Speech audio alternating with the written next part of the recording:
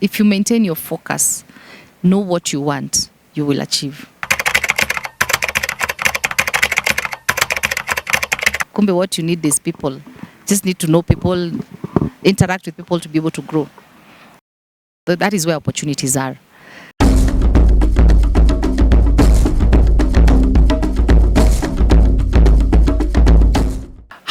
Hi guys, welcome back again to Kinlak Nafasi Media. And remember guys, I will be your host Kinlak Nafasi. Leo tuko maeneo ya Buffalo Mall and we have a guest, an amazing guest. Nimekuwa nikiadmire her journey for the longest time, and today guys, we're going to get to know more about her. Alafu atatuambia kinye anafanya, everything about her. Karibu sana. Mambo? Poa sana. Uko poa? Kabisa, and it's good to be here. Thank you for having me. Mimi nakujua, si ndio? Lakini my viewers hawakujui. Kindly introduce yourself. Sawa, asante. Mimi naitwa Ruth Muthoni Ndungu. I'm a resident of Naivasha and I'm proud to be a resident of Nakuru City. Ruth. Kuna watu wajui Ruth anafanyanga nini, wanakuona town, wanakuona kwa street, wajui huyu mtu, what exactly does she do? Ruth anafanya mambo mingi, na kwa hayo mingi ni machache. Ya kwanza, Ruth ni mfanyabiashara. I am into supplies, trainings, and soon venture into export. Beside that, I am into community work. I have an organization called Palliative Care Foundation, where I try to meet the needs of parents living with kids, living with kids with disability, and also the severe cases. I've also partnered with Limau Cancer Connection for cancer warriors who have survived cancer. And yeah, I love community work. I'm also a champion of SGBV in Naivasha and also in Nakuru County as a large. When you say you supply, you're a supplier. Can you at least explain to us what do you supply? Nimesikia mambo ya export. Kuna mtu ajui what are you exporting? You just let us know. Siri za nyuma ya hema za export sitoi saizi, lakini kwa supplies means if you need anything in terms of vegetables, food stuff basically, and stationaries, and also like a service provider. And when I say trainings, I do place-based leadership trainings, thanks to Midrift, and leadership trainings and entrepreneurship trainings for youth and women. And this was inspired by joining an organization called Toastmasters International, where we learn leadership skills. And that is how I was able to get into trainings. Yes. How long have you been doing this? I've been doing this for supplies. I started in 2018. Not 2018, 2009. Yes. And because formerly I was a hotelier. That was my profession, but unfortunately profession by circumstance, not my choice, not my passion. And so after that, that's when I when I resigned into hotel industry, that's when I decided to do supplies. And then the trainings I started in 2014. Yes. And still the journey of taking care of kids living with disabilities and their families also started in 2014, inspired by my own handsome boy. Yes. You have a boy? A very handsome boy. So if you have a young girl, the next 5 years we can start discussing on getting you a husband, on a light note, because he's very handsome. Yes. So would like to know, what exactly do you supply? Nini una supply sana huku nje, kwa sababu kuna mtu anaweza kuwa anataka certain kitu na hajui ni nini exactly. When you say supply, you can explain kidogo.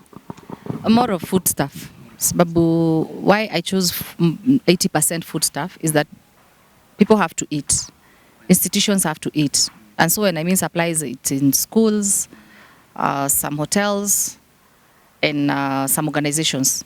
Yes. So basically 80% is food stuff. But now the stationery is 20% because again, you get to a point where companies know where to get these things. But for food stuff, not everybody is a farmer. Yes. And maybe kama mimi nataka kuanza biashara ya supplies, like roughly how much do I need? You don't need much. You only need to know what you want to supply, get the needs in the market. Then you can start from there because mtu huanza kujijenga kidogo kidogo. For example, if I own a hotel, what is used in a hotel? All types of vegetables. So when you approach that hotel looking for an opportunity or a tender, then basically is now for you to go and source. Na pesa nile uko nao kwa mfuko. Na ukiona order ni kubwa, you can always get to either, what do you call this, financial institutions, or even the person who is giving the order. There's a down payment that you can agree upon. Me, I started with a down payment. That the condition is I need 30% or 60% down payment. When I supply, you have 30 days to clear my balance. Yeah. Very, very few people know your position pale kwa chamber. We have a position hapo yenye inasaidia sana biashara. You can explain to us. All right. Basically, I'm the vice chair for Kenya National Chamber of Commerce and Industry, Nakuru County. And briefly, I'll explain how the chamber works. It's an international organization and also a local organization. Let me start with international because we are in 170-something countries, but we're also in the 47 counties. And in the simplest way I can explain chamber, it's a business club where so long as you're doing business, you qualify to become a member. And its membership is any business. Any business, even if you're a hawker. Of course, let's business ya wizi hapana. But of course, if you're doing business, legit business, however small, however big, you qualify to be a member. And I'll touch on maybe 4 or 5 areas where we focus on. Once you are a member, the services you expect to receive from us is one of the major one is advocacy. A lot of businesses go through a lot of things, but they don't know where to go or who to talk to. And at times when you're approaching either the government or the what do you call them? These government institutions for maybe to complain, you might be victimized. So chamber helps in terms of advocacy.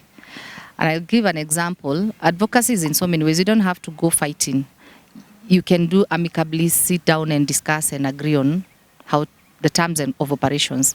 So recently we sat down and agreed with Nakuru County that with the current state of economy, we need to support the businesses in terms of paying licenses, and there's a room for installment payment, which is now starting to work.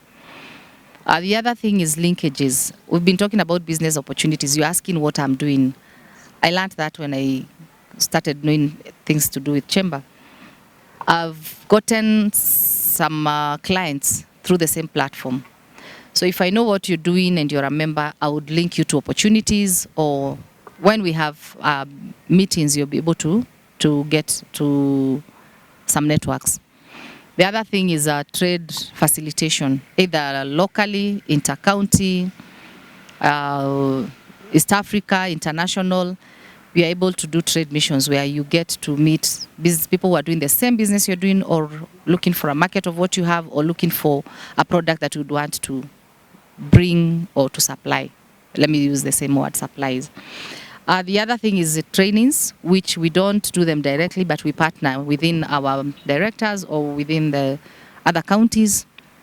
And we offer trainings which are in line with businesses for youth, women, and persons living with disability, and basically the entire membership which is in business. At times people mistake chamber to be an NGO. We are not a non-governmental organization in terms of giving funds and all that. I'm saying this because people have seen programs that have come up that are supporting businesses in terms of giving finance.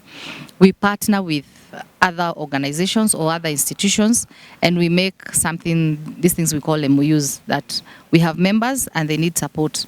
And because we have quite a good number, we can be able to negotiate the interest rate and all that. So we link members to their financial opportunities. Before you continue, how do I join, first of all? How do I join KNCCI? You only pay membership. How much?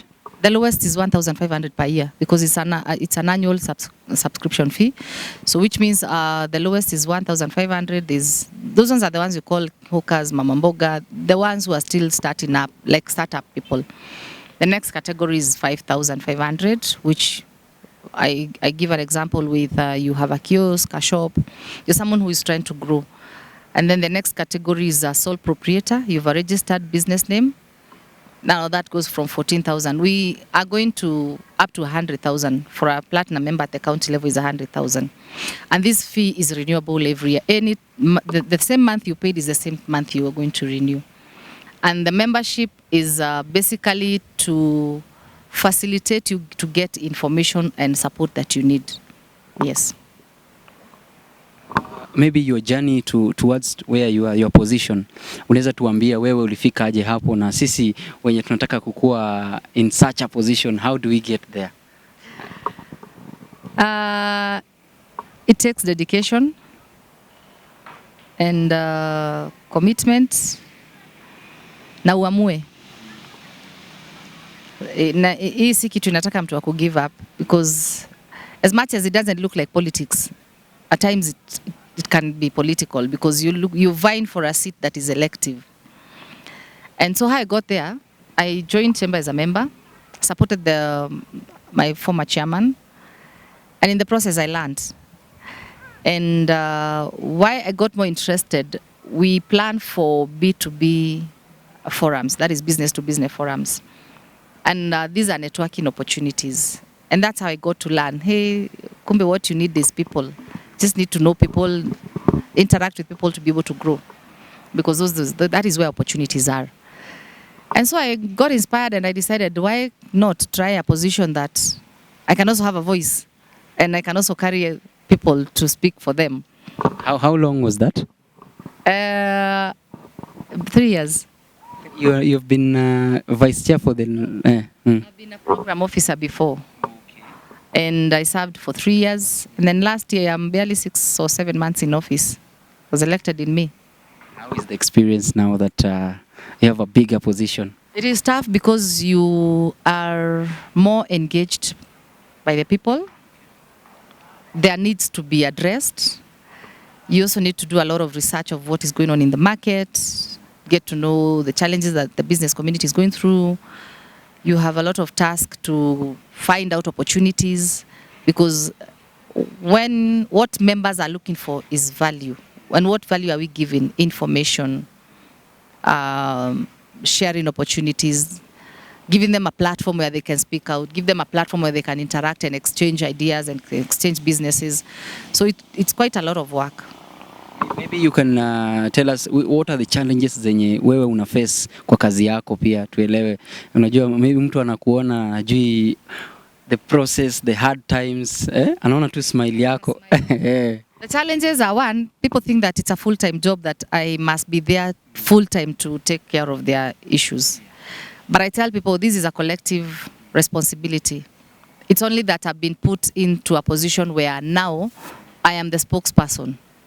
But whatever issues that we address are collective, because how can I go and speak for you if you've not shared your challenge? How can I give you an opportunity if you have not presented the interest? So it's a collective responsibility. So in simple terms, Chamber is a club, a business club. Just like you can join any other club. Watu wanakutana football clubs, wanakutana nini. So for Chamber is a club where business people meet to interact, to share opportunities, to share businesses, and to make money. So one of the challenges is thinking that I'm a full-time employee of the Kenya National Chamber of Commerce. I'm not a full-time employee.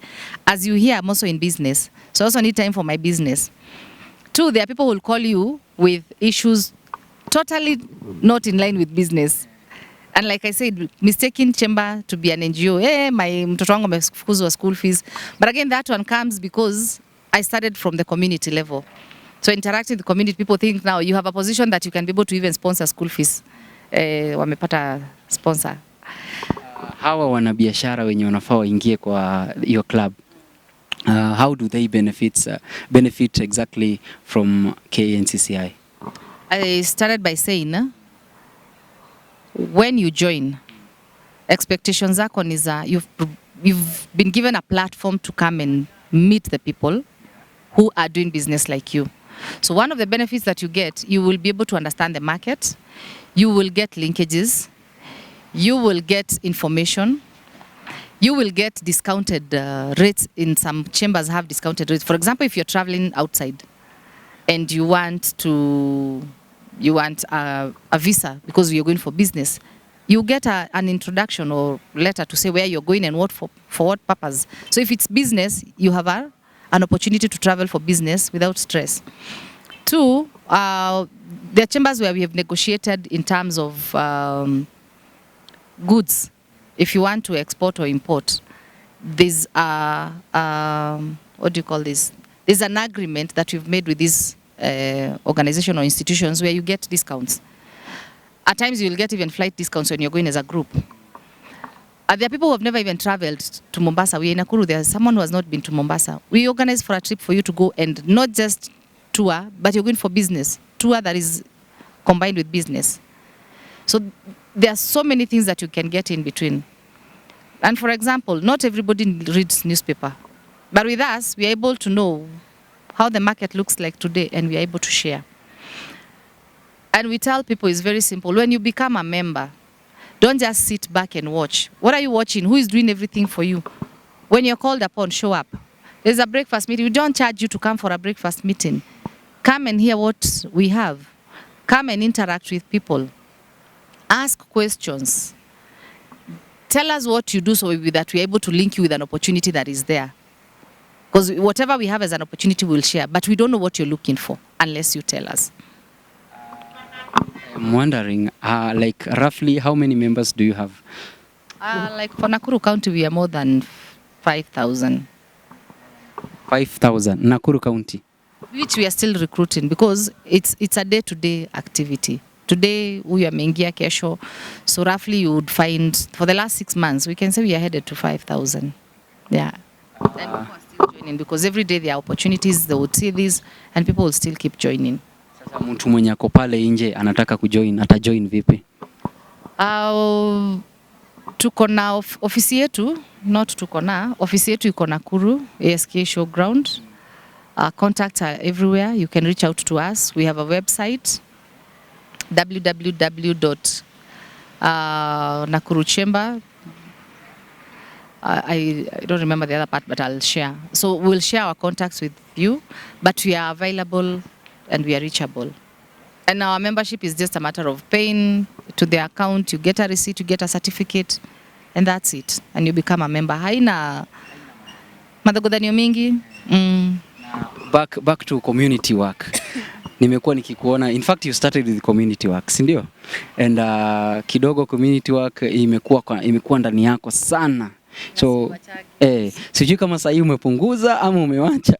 Sijapunguza. And I know people can attest to this because sometimes watu wanasemaga alishapata cheo ashikagi simu. It reached a point where my family and friends are complaining that you can't even have a discussion for 10 minutes before simu yangu ilie. So that means I have not detached from community. And for those who are within my reach can attest to this. Like I said, you still find people telling you, how do I get bursary? How do I get this? How do I get this? And we are there to give information. So personally, I have not detached from community. I am wondering, what inspired you to start community work? You know, it is not easy. Nini ilikufanya ukakuwa you're so enthusiastic about kusaidia watu kwa community? Ukipata mtu ako na shida, you make sure ako sawa.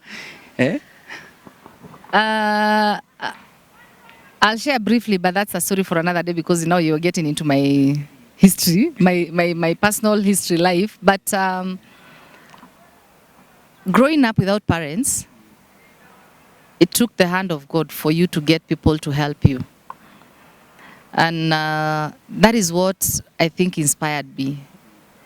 Being a responsible person at a young age. I have siblings to raise, I have a son, and I got a helping hand from people. And most of them, 80% actually, are not even family members. Even strangers would help me out. And so growing up in that kind of hard life, I would not want to see people suffer. I keep saying I would not want anyone to go through what I went through. But again, it also depends with the effort of the other person, because again, you can't depend on handout every now and then. So for me, that is what drove into community work. So you'd find me, okay, doing a lot, giving food stuff. Kidogo yenye niko now I share. In my own house, I don't think there's a day that I've eaten alone. The minimum plates on my dining table every day are 10. So that means it's something that is in me. And again, I would say maybe it's a call. I just have a heart to help. And then the passion and the drive to community again grew when I raised a son with dyslexia, which is a condition. So that again pushed me to get to know more. What is this? What is disability? What does it entail? How many types of disabilities are there? So again, that's a story for another day to talk about areas of support in terms of disability kids. So community is in me. It's passion. So I am wondering, in the next 10 to 5 years, where do you see yourself? Very far. But that's my vision. You'll still be doing community work? Yes. Every journey begins with a step. Taratibu, tutafika. And you see, I have started from somewhere. So I see myself having, number one, I'm looking into building the foundation seriously this year, because I've seen the challenges that some parents go through. So there's something coming up, which I will share soon. And apart from that, I would want to hold the hand of many women, youth, people living with disability. Basically, raise people. As I'm rising, I also need to raise others. If I'm successful in business, I don't mind sharing opportunities. And this one I've learned from some of my friends. There are people who are not selfish. They would share, because if my line is training, why would I deny you an opportunity where I see there's an opportunity in medical? I'm not a medic. So for me is to see that as I move, there are people who are moving behind me. Because again, I say, if you move alone, by the time unafika pale juu, hitting back, utakosa mtu wa kukushikilia. But if you're moving with people, you will not fall. Yes. In our special interview, we always have a session enye we encourage people. Kama wewe, kama kuna mtu pale nje anapitia difficulty, wewe tunakupea chance, you encourage someone. So today is your opportunity. Encourage someone mwenye anapitia maisha magumu sahi, maybe anataka ku give up, lakini leo atapata word of encouragement from you. And this is what I would say. In life, there's always somewhere to begin. Now, if you've not started something, start. Doesn't matter how small, just start it. And as you start, some people don't make it because they focus on what others are saying. Some of my friends call me don't care, but it has really helped me. Whatever you say about me, I don't care. Because at the end of the day, I want to focus on my goal. It's about where am I going? Hurdles will be there. Criticism will be there. Friends will bring you down in many ways. And there are some who will still hold your hand. But if you maintain your focus, know what you want, you will achieve. It's not about money. Money basically comes last. What you need is an idea. An idea will lead you to an opportunity, and the opportunity will lead you to the finance. Yes. Guys, that was Ruth. I've learned a lot from you. Na Umesema tusiangalie criticism, tusiangalie kitu yoyote, just start. There are people, no matter what you do, they will always talk. We kuwa mzuri, wataongea. Kuwa mbaya, wataongea. So you just focus. Just focus. And thank you for allowing us to interview you. I hope I'll host you next time pia. Keep going. Mambo ya community, you are very good at that. Keep doing that. Na taratibu tutafika. Na Mungu mbele. Kweli. Guys, like, comment and subscribe. Thank you.